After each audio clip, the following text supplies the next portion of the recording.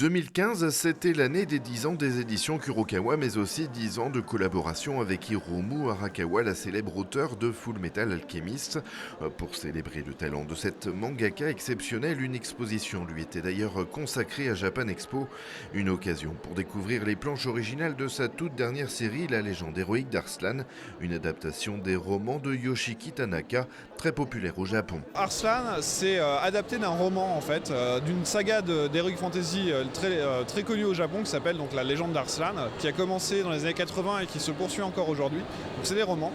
Et Madame Arakawa, elle aime bien les défis justement, et comme c'est un roman très populaire et qui avait jamais été adapté entièrement en manga, elle s'est lancée là-dedans à corps perdu. Donc Arslan, c'est un jeune prince qui a vécu toujours dans son château et un jour son royaume est attaqué en fait. Et d'un coup, voilà, il est plongé dans la guerre, il part au combat. Son père n'a jamais perdu un combat, et bien sûr, le premier combat où le prince participe, ça va être une catastrophe. Son armée va être mise en déroute, il va se retrouver tout seul avec son compagnon d'armes qui le protège, et son royaume va être totalement anéanti et conquis, et la capitale va tomber.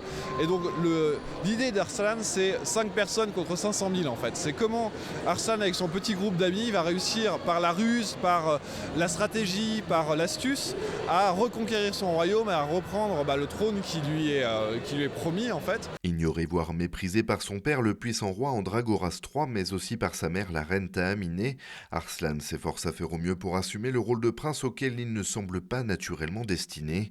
La sanglante défaite subie dans la plaine d'Astropatène, bien que teintée par la traîtrise d'un général de son camp, lui permet enfin d'ouvrir les yeux sur l'état véritable du royaume de Pars.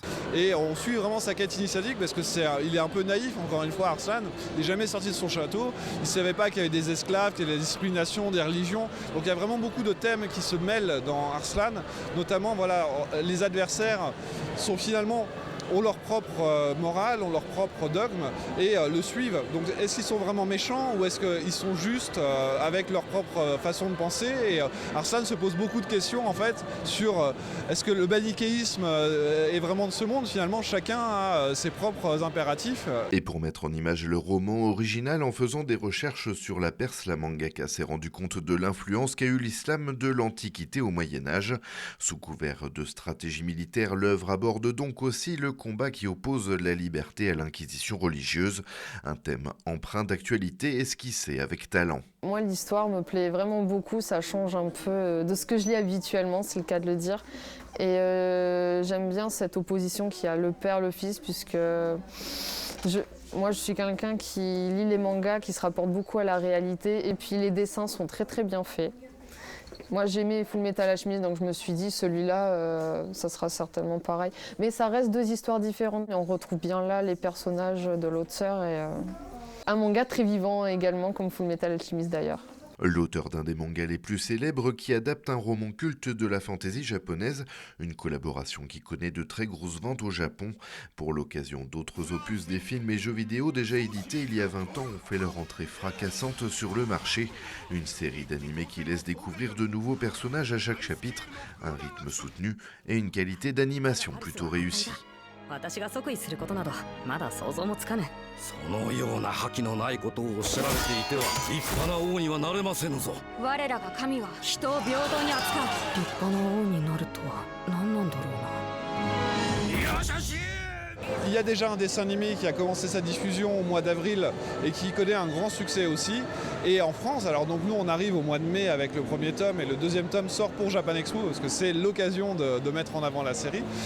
On a eu un très bon accueil, notamment parce qu'on a fait une édition un peu meilleure que la version japonaise. On a rajouté des pages couleurs, on a fait une couverture avec des effets dorés.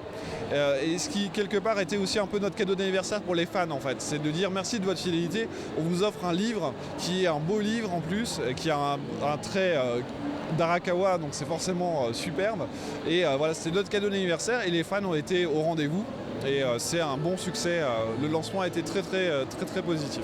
Intrigue, stratégie, regard sur la nature humaine et les problèmes de société, des ingrédients essentiels pour faire de l'apprentissage d'Arslan une bonne histoire, et mêlant le positif de l'Orient et de l'Occident au service de la vie.